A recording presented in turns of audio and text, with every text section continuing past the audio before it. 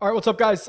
Before we get started here, I said last week I'd pick two winners from the comments for free months to DFS On Demand. So we are going to do that right now. I've got a random comment generator picker thing. So I'll just grab the YouTube URL, we'll throw it in here, we'll see what happens. 24 unique commenters. All right, here we go. Pick two of these. First one is... oh, this is suspenseful. Jason wins. Okay, that's one. Jason, congrats. And we'll pick another one for... this is very suspenseful. I did not expect it to be like this. Daniel Price. Okay, I will comment for you guys. Actually, we were looking for the highest scoring DraftKings player under 8,000. I think the answer was actually Sam Ryder. Anybody have? Yeah, 3 people had Sam Ryder. Good job, guys. But no win for you, but good job picking him. Hopefully you won a lot of money on DraftKings. Also realize that we didn't do anything for podcast listeners, so my bad. We'll fix that next time around. I'll talk to you guys. Good luck. Later.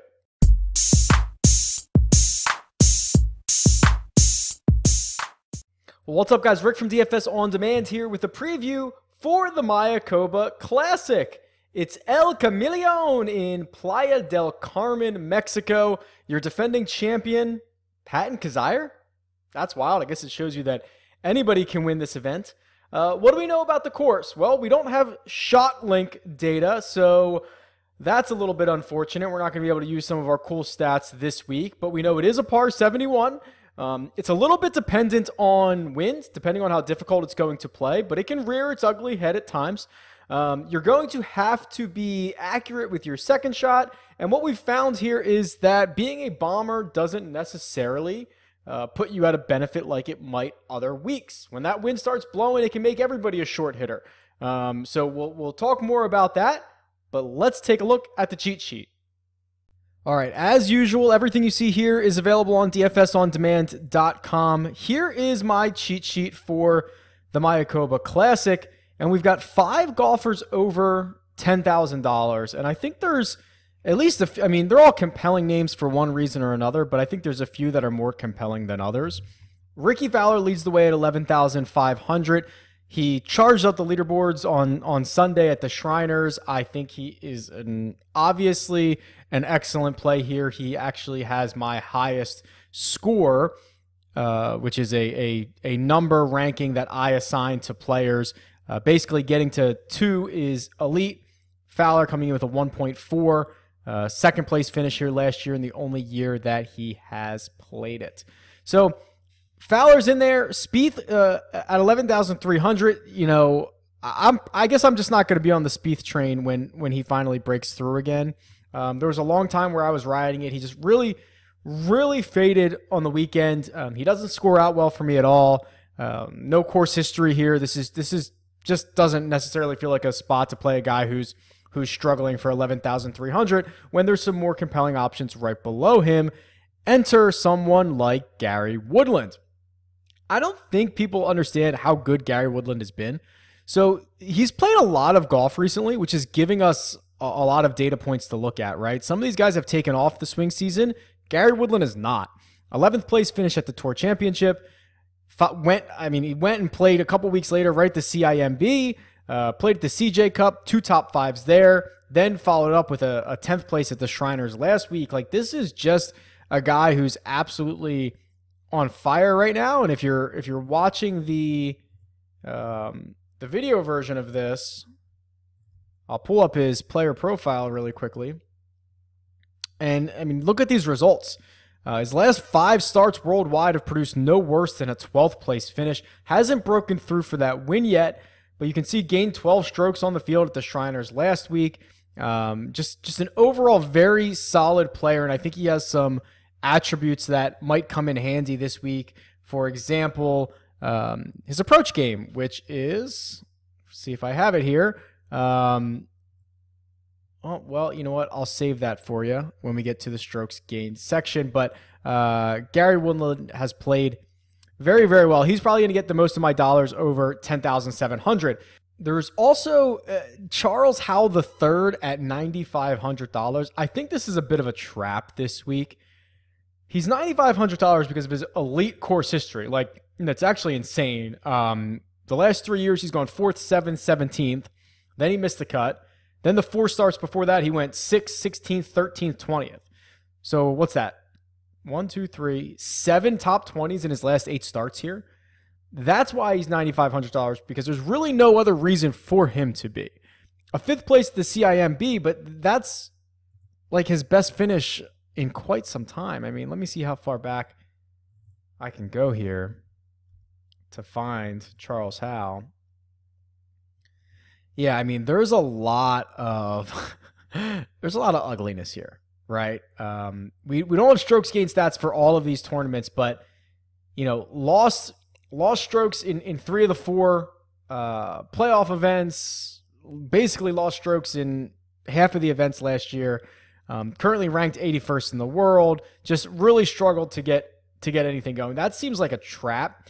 And I'm hoping it is, because Beau Hossler at $9,400, was kind of everybody's sweetheart last week, and he finished 23rd, which, that's fine. It's a top 25, but I wonder how many owners are going to say that wasn't good enough to garner his 25% ownership. And when you look at the types of things that you're going to need this week at Mayakoba, it's guys that score well on par 4s. It's guys that hit a lot of greens. It's guys that can putt well. It's guys that can make birdies. And Hossler kind of checks off all of those. So, I mean, he's certainly in the top end of the field in a lot of those categories, and he's only $9,400. I'm wondering if I can just get a bunch of ownership to move from Hossler to some of these other guys in the area. And speaking of guys who might eat up ownership, which I think is good for us, Sam Ryder here at $8,700, I assume is going to be very, very popular. 3rd place last week at the Shriners. He had a 4th back at the Safeway, so already 2 top 5s in this young season. And he was very popular last week, and I think he's going to be popular this week. Joaquin Nieman right above him, 88. Like we talk about him a lot, because I do think he's going to win at some point this year. A very quiet 10th place finish last week, like super quiet. I don't really hear anybody talking about it. So Nieman, I'm hoping, is going to be the guy who goes overlooked, because you can pay $100 less and get Sam Ryder. So I'd be interested in that. Both of those guys, and actually Ryan Moore as well, score out very well for me in that price range. So if you're giving me 3 really good options there, I'll probably just take the ones that are what I deem to be the lowest owned. And then as we continue to go down here and get cheaper, there's going to be a few guys that pop off. Abraham Answer, another one. I mean, in the same way that Sam Ryder has, Answer has 2 top 5s already early in the swing season. Has he played here before? Let's see. Yes, 9th place finish last year. A 55th the week before that, and missed the cut, or the year before that, and then a missed cut the year before that. So Answer could be absolutely in play. Scott Piercy looking to round his game into form. A 10th and a 5th place finish in his last 2 starts. He tallied a 4th place finish here. It was not last year. It was the last time he played it, which was 2 years ago. Both of those guys popping off. Let's see who else we have. There are a couple guys here that have racked up, two top 15 finishes in the swing season so far. JJ Spawn, 15th and 10th in his last 2 starts. Harold Varner III, 15th and 14th in his last 2 starts. Those are the only guys I'd probably feel super comfortable playing. But let's take a look at some of the strokes gained numbers here. So again, if you're watching on the video, I've got the strokes gained numbers here. I'm looking currently at the last 20 weeks. And what's interesting is when you look at strokes gained versus salary this week, there's a couple guys that lead the way. Actually, Billy Horschel leads the way in strokes gained, 1.8 per round over the last 20 weeks. Fowler, Finau, and Woodland all in the correct spot on this chart. And then as far as some values go, those same names start to pop up. So we've got Abraham Answer on the right side of things. We've got Bud Cauley, who I think is interesting. Joel Dahman continues to be a guy who pops up on here. And Mackenzie Hughes kind of rounding out their respective, I guess I'd call them pricing tiers here. Guys that are kind of on the wrong side of this. Jordan Spieth is averaging the same number of strokes gained in this in this time frame as, say, Adam Hadwin, actually doing worse than Adam Hadwin. And he's basically in the, let's see here, Steven Yeager ballpark. Like, that's not a great place to be for Jordan Spieth. Obviously, if we go longer term and we change this to 50 weeks, I think Spieth is you're gonna see a pretty significant improvement here. Yeah, and he does. Basically doubles his output, which is going to be great. If you're looking for a little volatility, I'll go the last 10 weeks, but we haven't had a lot of data early in the season for strokes gained, so this is a little bit more volatile. Actually, probably a lot more volatile. This might only be 1 or 2 tournaments for some of these guys. But Ryder's in here. Bill Haas actually showing up. Adam Schenk, guys that we've talked about or have popped up on these charts in the last couple weeks as well. All right. Who's hot, who's not? I like this. This actually found, had a couple tweets about this. This actually identified a couple of really good plays last week. I forget exactly who they were. I'd have to go back and check, but I think it was Schenk popped up there, and unfortunately he missed the cut on the number. He was in a lot of my lineups. Would have made for a good weekend if the cut stayed at -2. Unfortunately, it did not. He still pops up here. Sam Ryder, again, not that I don't like the guy. It's just, when you're 2.2 strokes gains per round over basically your career average, which is what he is right now, you would assume there is some level of regression coming. A little bit concerning there because it's so far ahead of the rest of the field. I kind of like to look at these guys that are like 1 to 1.5. I think that might be more indicative of maybe just like a prolonged hot streak, as opposed to someone who just snapped off and went nuts for 2 rounds during the swing season while we had ShotLink data, which is basically what Ryder has done, and it's been great. And if you've been on him, that's awesome. But I assume there's some level of regression. So he scores highly for me, but in a game theory manner, I'm probably gonna stay away and take some of the guys in the range around him. All right, so stats for this week. So I kind of alluded to it. Unfortunately, we don't have the strokes gained numbers, but we can kind of look at the raw data and see what's interesting. Greens in regulation. So hitting greens was pretty indicative of success over the course of the last few years. We're looking at par 4 scorers. We're looking at guys that can putt, and we're looking at guys that can make a lot of birdies. So for our purposes here, let's look at strokes gained approach, which would be your kind of like your greens in regulation version of this, right? So this is something that we talk about quite a bit. And if you look at the last 20 weeks, these haven't changed too much. Billy Horschel continues to lead the way, and then he's followed up by Sam Ryder, Gary Woodland, who shows up again, Ricky Fowler, and Joel Dahman, guys that all made appearances in our lineups last week. They'll continue to make appearances in our lineups again this week.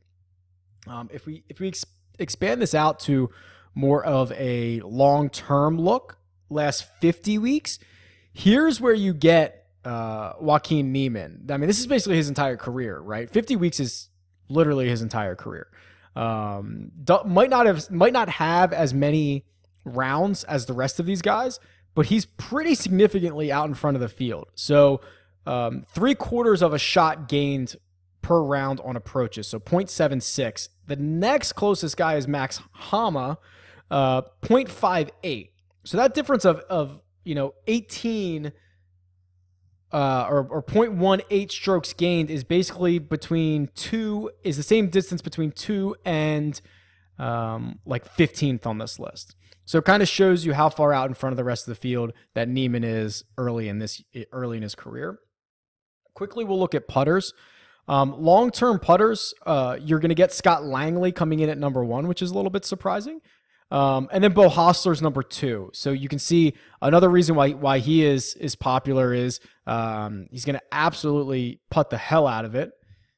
If we look a little more recently, I like to do 20 weeks, especially because we don't have as much. Hostler continues to excel there. He's actually number 1 on this list. Fowler makes an appearance in the top 5. Spieth this has been the one part of his game that has been pretty good. He's like 6th on this list. And Bud Colley shows up. Remember, he was a guy who popped off in some of our other strokes gain charts. And then really quickly here, unfortunately, early in the season, we just don't have a lot of these really good strokes gained numbers. So what I've done is I'm just looking at last week's. I'm looking at the Shriners, the strokes gained for the Shriners, and trying to see if anything interesting is of note here. So what I like to look at is guys who gain strokes basically everywhere, but maybe lost strokes on the putting green, because that's the most volatile of stats, right? So Joaquin Nieman is the one that really shows up, where he lost nearly half a stroke per round on the greens last week. He's a negative putter, but he's usually a slightly negative putter. He's like a 0.1 negative per round putter, meaning that even if he gets back to his normal, barely losing or breaking even as far as strokes gained go, he, compared to last week, he would gain, what's that? A stroke and a half. And basically, he finished 10th in this event by losing strokes and putting underneath what we would normally expect from him. So I think that's noteworthy. All right. I'm going to go back to the cheat sheet here just for 1 second and see if there's anybody else who might pop off, especially further down the list. Graham McDowell has won here in the past, and he made the cut last week. He actually played really well in the first couple rounds and faded after that. I wouldn't kill you if you wanted to go back to him. Let's see who else we've got. Chris Kirk's had a good run here in the past. Martin Laird, also almost basically top 25 last week, has had a 13th finish here in the last time he teed it up. I wonder, I think Kevin Kisner could be interesting. Kisner has not played. When is the last time Kisner's played? I'm off script now, so let's see. Kisner has not played since the BMW Championship. He has never played here. No, he has, but it's been played here in 2013. He doesn't have good success here, but this is the type of course you'd think he'd be successful at if he could throw some darts, but interesting. Piercy we talked about, Answer we talked about. Okay, so I think we covered it. That's it. I'm looking forward to getting to the time of year where we've got, weeks and weeks in a row of strokes gained data, so we can do a lot of this cool stuff that I have just kind of sitting here waiting for it. So let me know what you think about that. I am going to be traveling a little bit, so I'll do my best to answer or be a part of any discussions. Tweet me, it's @DFS On Demand, or leave a comment below. Talk to you guys soon. Later.